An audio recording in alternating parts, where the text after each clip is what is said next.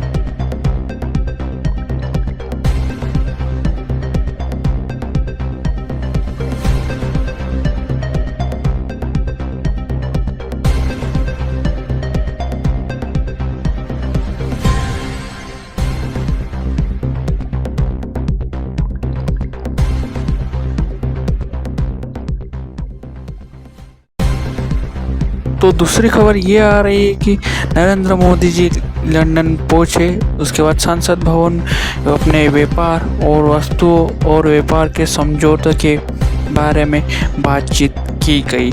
तो आप तस्वीरों में देख सकते हो किस तरीके से भारत की और लंदन की किस तरीके से डील हो रही है। तो किस तरीके से लंदन की और सभी सांसदों ने किस तरीके से और बिजनेसमैन सभी व्यापारियों ने किस तरीके से उनकी साइन करते हुए और बुक एक्सचेंज करते हुए, तो देख सकते हो किस तरीके से हाथ मिलाते हुए इंडिया के और ये सभी देखे किस तरीके से। तो बने रहिए, खबर तक शेयर करना ना भूले हमारे वीडियो को। और तीसरी खबर ये आ रही है कि नरेंद्र मोदी जी पहुंचे यूके लंदन और वन विभाग के नेचर और डेवलपमेंट के बारे में उन्होंने चर्चा की और वहाँ के सभी युवा साथियों से भी मिले और किस तरीके से यूके में उन्होंने नज़ारा देखा और लंदन के सीएम प्रधानमंत्री उनके साथ भी कार्यकर्ताओं के साथ सभी मौजूद वहाँ पे थे और किस तरीके से नरेंद्र मोदी जी गले लगाते हुए प्रधानमंत्री से लंदन के, तो किस तरीके से आप तस्वीरों में देख सकते हो किस तरीके से नरेंद्र मोदी जी और प्रधानमंत्री नरेंद्र मोदी जी ने लंदन के प्रधानमंत्री से किस तरीके से हाथ मिलाया और किस तरीके से साइन हुई। देखिए किस तरीके से नरेंद्र मोदी जी के साथ समझौता हुई और किस तरीके से बैठक हुई, वहाँ पे चर्चा हुई। तो देख सकते हो आप तस्वीरों में किस तरीके से नमस्कार किया नरेंद्र मोदी जी ने और सभी युवा और साथियों उन्होंने पार्लियामेंट में उन्होंने हमारे राष्ट्रीय झंडे को भी लहराता हुआ देखा। तो देखिए किस तरीके से नरेंद्र मोदी जी ने अपने शब्दों में कहा, सुने और देखिए हमारे खबर को ना शेयर करना ना भूले। धन्यवाद। हम एक मत हैं कि आतंकवाद के खिलाफ लड़ाई में दोहरे मापदंडों का कोई स्थान नहीं है। हम इस बात पर भी सहमत हैं कि एक्सट्रीमिस्ट विचारधारा वाली शक्तियों को डेमोक्रेटिक फ्रीडम का दुरुपयोग नहीं करने दिया जा सकता। Those who misuse democratic freedoms to undermine democracy itself must be held account.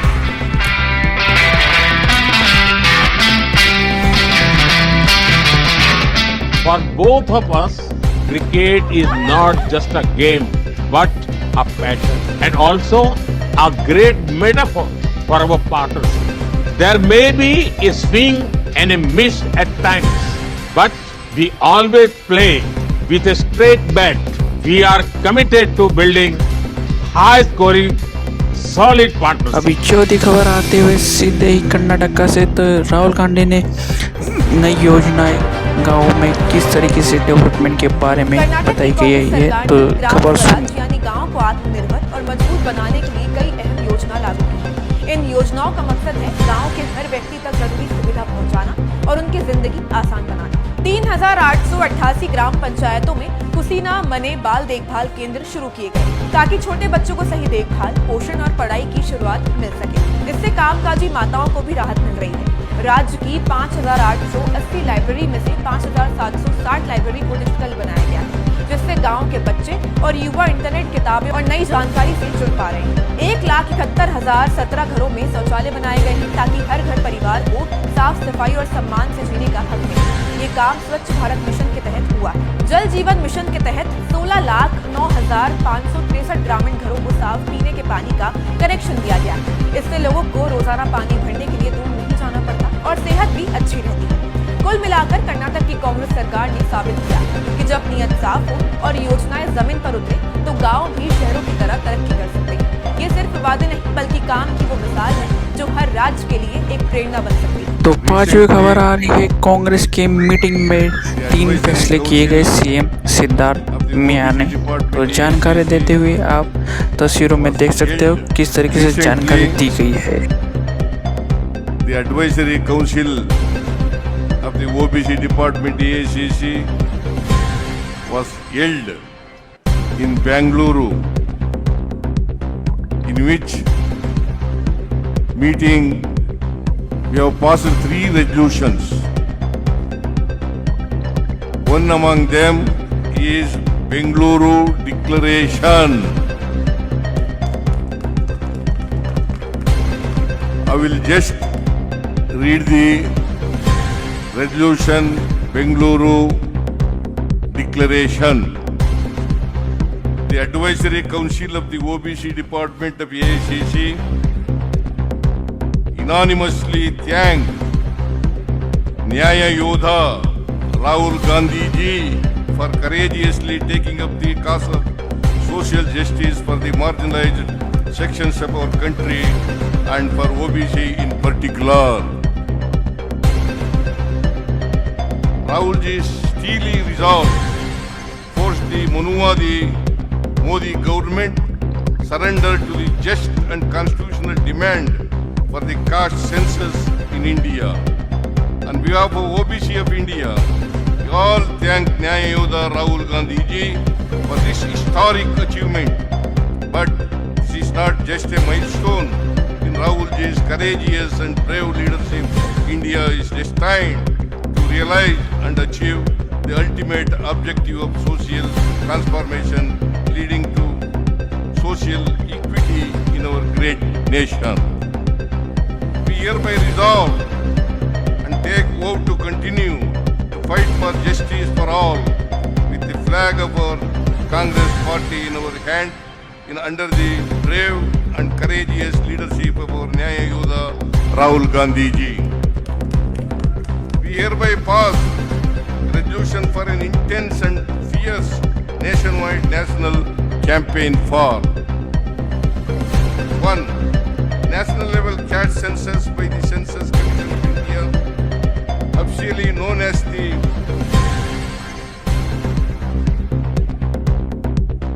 the Office of the Registrar General and Census Commissioner, India. The census must include social, economic, educational, employment, political aspects of each individual and caste, with Telangana Sheep Caste Survey as a role model. Breaking 50% cap in reservation for OBCs. The reservation in private educational institute as per Article 15 Class 4 of the Constitution. Those who are in favor of the resolution, please raise your hands. Thank you. और ये पांचवी खबर आते हुए सीधे ही सचिन पायलट ने धमाकेदार भाषण देते हुए दिल्ली में, तो किस तरीके से सांसद भवन में देते हुए कांग्रेस के लिए निश्चित रूप से एक ऐतिहासिक शुरुआत का दिन है। आप सब लोग अलग अलग राज्यों से, असम से, कर्नाटक से, तमिलनाडु से, तेलंगाना से, उत्तर प्रदेश, बिहार, हर जगह से आज यहाँ मौजूद हैं। मैं विशेष रूप से धन्यवाद देना चाहता हूँ अनिल जी का। आप सबको आमंत्रित किया और हम सब लोग आज इकट्ठा हुए हैं ये संकल्प लेने के लिए कि आने वाले समय में जो ऐतिहासिक लड़ाई कांग्रेस पार्टी ने लड़ी है, सामाजिक न्याय की, सबको साथ लेकर चलने की, गरीब, दबे कुचले पिछड़े लोगों की, ग्रामीण क्षेत्र में रहने वाले वो किसान वर्ग, वो लोग जो सक्षम नहीं है अपना संघर्ष लड़ने के लिए, उनकी आवाज बनने का काम कांग्रेस पार्टी कर रही है। मैं विशेष रूप से धन्यवाद देना चाहता हूं राहुल गांधी जी का। जब उन्होंने देश में तकरार देखी, टकराव देखा, तो भारत जोड़ने के लिए भारत जोड़ो यात्रा निकाली, कन्याकुमारी से कश्मीर तक लोगों को जोड़ने का काम किया। लेकिन उस समय उन्होंने पुरजोर तरीके से एक मांग रखी थी कि हमारे जो पिछड़े वर्ग के लोग हैं उनकी पहचान हो, उनकी गिनती हो। और ये संकल्प लिया पार्टी ने, कांग्रेस वर्किंग कमेटी ने, कि देश में एक जनगणना ऐसी हो जहां हर ओबीसी के व्यक्ति की गिनती हो, उसकी पहचान हो। और मैं धन्यवाद देना चाहता हूं तमाम कांग्रेस कार्यकर्ताओं का, देश भर के हमारे साथियों का, कि राहुल गांधी जी के ऐलान पर हम सब ने दबाव बनाया और वो जिद्दी सरकार जो 11 साल से आज शासन में है, वो लोग जिनका विश्वास ना तो संवैधानिक पदों में है, ना संवैधानिक संस्थाओं में है, ना संविधान में है, उनको और प्रधानमंत्री जी को मजबूर होकर जातिगत जनगणना को मानना पड़ा। और मैं स्पष्ट करना चाहता हूं, राहुल गांधी जी ने जब कहा कि हमें जनगणना चाहिए, तो जनगणना में एक कॉलम लगाकर व्यक्ति की जाति पूछ ली जाए, ये हमारा उद्देश्य नहीं था। हमारा उद्देश्य तो ये है, जैसा हमने तेलंगाना में किया है, ओबीसी के हमारे साथी परिवार किस परिपेक्ष में रह रहे हैं, किस शिक्षा को ग्रहण कर रहे हैं, कितनी उनकी आमदनी है, कितनी भागीदारी है, कितनी योजना वहां तक पहुंच चुकी है, पहुंचने जा रही है, उसका पूरा खाका तैयार हो, ताकि बजट आवंटन में, नीति निर्माण में, गवर्नेंस में उनको हम टारगेट कर सकें। गरीबों को, पिछड़े वर्ग को आवाज देने का काम कांग्रेस पार्टी ने हमेशा किया है। और कांग्रेस वो संगठन है जो सब लोगों को एक साथ जोड़कर चलना चाहती है। आज इस अधिवेशन के माध्यम से पूरे देश भर के कांग्रेस के कार्यकर्ता, कांग्रेस नेता इकट्ठा हुए हैं। अभी खड़गे साहब यहाँ पर आएंगे, राहुल जी भी यहाँ पर आएंगे, और एक संदेश हमें लेकर जाना है साथियों। इस देश में आज जो लोग शासन कर रहे हैं, उन्होंने जाति, धर्म, बिरादरी, समुदाय के नाम पर लोगों को बांटने का काम किया है। हम लोग जोड़ने का काम करते हैं। पूरे देश में जो आज पिछड़ा वर्ग है, सब लोग साथ आए, आने वाली पीढ़ी को शिक्षा मिले, रोजगार मिले, अवसर मिले, वो पायदान मिले कि अपनी प्रतिभाओं को वो प्रदर्शित कर सकें। इस बात का संघर्ष कांग्रेस पार्टी कर रही है। चुनाव जीतना, लड़ना वो अलग बात है, लेकिन आज संगठन को मजबूत करने के लिए, देश की आधी आबादी को ताकत देने के लिए, इस मन से, ओबीसी के मन से हमें एकत्रित होकर एक आवाज में, एक स्वर में एकजुटता का नारा देना पड़ेगा। और आने वाले समय में, अभी कर्नाटक के मुख्यमंत्री जी ने बेंगलुरु में जो एक मीटिंग बुलाई थी, उसके बारे में आपको बताएंगे। एक संकल्प लिया है कांग्रेस पार्टी ने, वो लोग जिनकी आवाज सुनी नहीं जा रही, वो खाई जो बढ़ गई है अमीर गरीब की, गांव और शहर की, उस खाई को कम करने के लिए पिछड़े वर्ग में बहुत सारे समाज के लोग हैं। देश भर में जनगणना में आखिरी आंकड़े सामने आएंगे, लेकिन आधी से ज्यादा आबादी आज पिछड़ा वर्ग की है। उनको संगठित करें, उनको सम्मिलित करें, उनको संयोजित कर आगे बढ़ने का काम कांग्रेस पार्टी ने बीड़ा उठाया है। और राहुल गांधी जी ने तमाम कठिनाइयों के बावजूद, तमाम आपत्तियों के बावजूद ओबीसी, पिछड़ा, किसान, गरीब की आवाज उठाने का काम किया है। मैं इस मंच से सादर धन्यवाद देना चाहता हूं राहुल गांधी जी का, कि ओबीसी ने पहले भी यहां पर कार्यक्रम किए, लेकिन अनिल जी को, तमाम नेताओं को जो प्रोत्साहन मिला, इतना बड़ा आयोजन पूरे देश में, आज पूरे देश की निगाह आज दिल्ली पे है, वो राहुल गांधी जी की प्रेरणा से है और खड़गे जी के सानिध्य से है। मैं बहुत बहुत धन्यवाद देना चाहता हूं और आप सब लोगों को यहाँ पर आने का बहुत बहुत साधुवाद देता हूं। बहुत बहुत शुक्रिया। जय हिंद।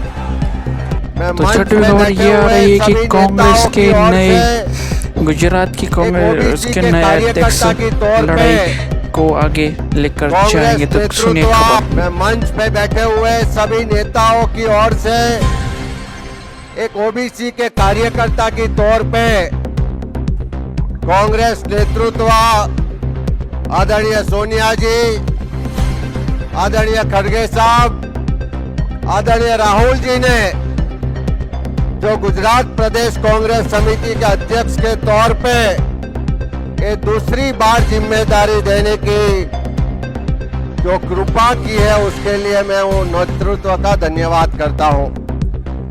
आज यहाँ पे मन से काफी हमें मार्गदर्शन मिलने वाला है, लेकिन मैं आप सभी से विनती करता हूं, यहाँ जो आप सब आए हुए हैं कोई सामान्य लोग नहीं है, अपने अपने क्षेत्र के नेता हैं, अपने अपने समाज के प्रतिष्ठित प्रतिनिधि भी है।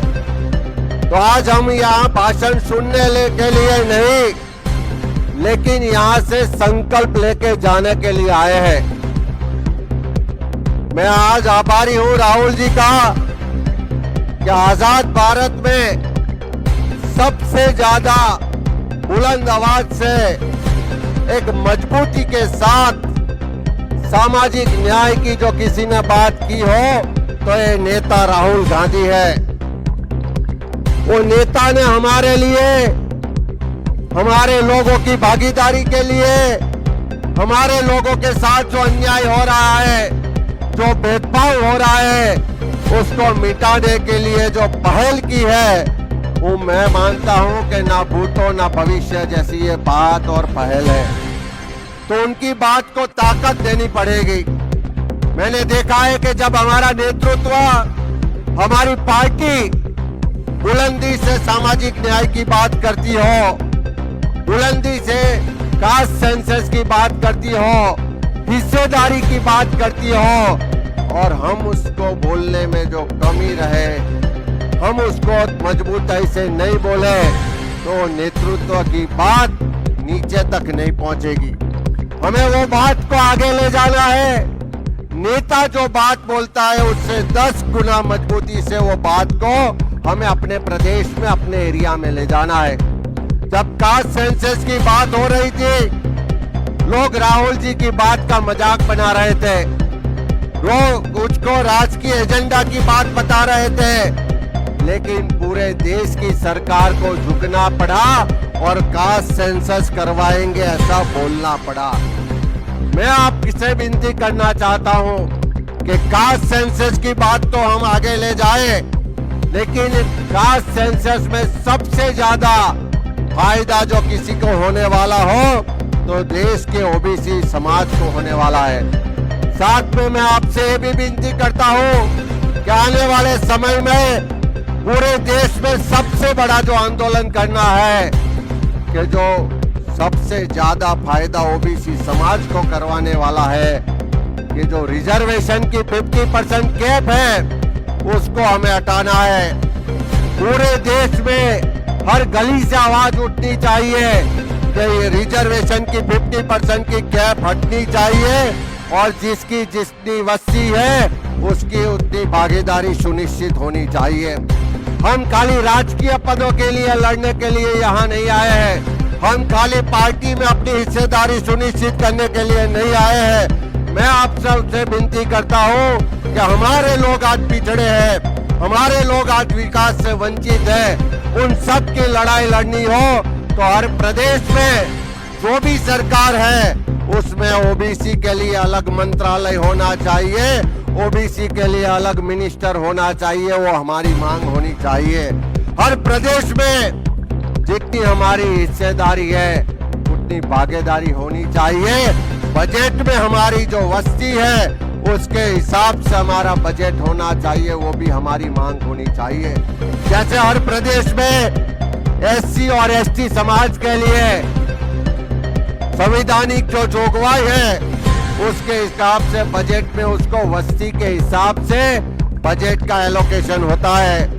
वो एलोकेशन और उसके समाज और उसके विस्तार में हो उसके लिए एससी और एसटी सब प्लान है। मेरी आप सबसे विनती है कि हमारी अपने प्रदेशों में मांग होनी चाहिए कि हर प्रदेश में ओबीसी सब प्लान हो और बजट का जो भी एलोकेशन हो ओबीसी समाज के एरिया में उसके लोगों के लिए खर्च हो, वो सुनिश्चित होने की लड़ाई भी लड़नी पड़ेगी। मैं आज मंच से अनिल जैन जी का धन्यवाद करता हूं बीके हरिप्रसाद जी का धन्यवाद करता हूँ, लल्लू जी और बाकी सभी लोगों का धन्यवाद करता हूँ कि सालों से जो मांग थी, सालों से जो आवाज थी, कहीं ना कहीं दबी हुई थी, कहीं ना कहीं उसको मंच नहीं मिल रहा था, ये मंच देने का काम ये नेताओं ने किया है और मंच से अपनी आवाज को बुलंद करने का मौका हमारे राहुल गांधी ने किया है। तो आने वाले समय में राहुल जी के नेतृत्व में एक नई आजादी की लड़ाई, एक सामाजिक न्याय की लड़ाई पूरे देश में शुरू हो चुकी है। ये लड़ाई को आगे ले जाने की जिम्मेदारी हमारी है। हम सब अलग अलग जातियों में बटे हुए हैं, कहीं ठाकुर है, कहीं कोली है, कहीं यादव है, कहीं कुर्मी है। हम सब अलग अलग जातियों से ऊपर उठ के हम सब ओबीसी है। ये बात को बुलंद करके आने वाले समय में राहुल जी के हाथ मजबूत करें, सामाजिक न्याय की बात को आगे ले जाए, अपनी 50% की रिजर्वेशन खत्म करने की मांग को आगे ले जाए। वही बात के साथ मैं सबका धन्यवाद करता हूँ। मैं फिर से मंच का आभारी हूँ कि मुझे यहाँ जो सम्मानित किया और हमारे नेतृत्व का आभारी हूँ कि एक ओबीसी समाज के एक कार्यकर्ताओं को गुजरात प्रदेश जैसे प्रदेश का अध्यक्ष की जिम्मेदारी दी है। आप सबका धन्यवाद। जय हिंद, जय ओबीसी।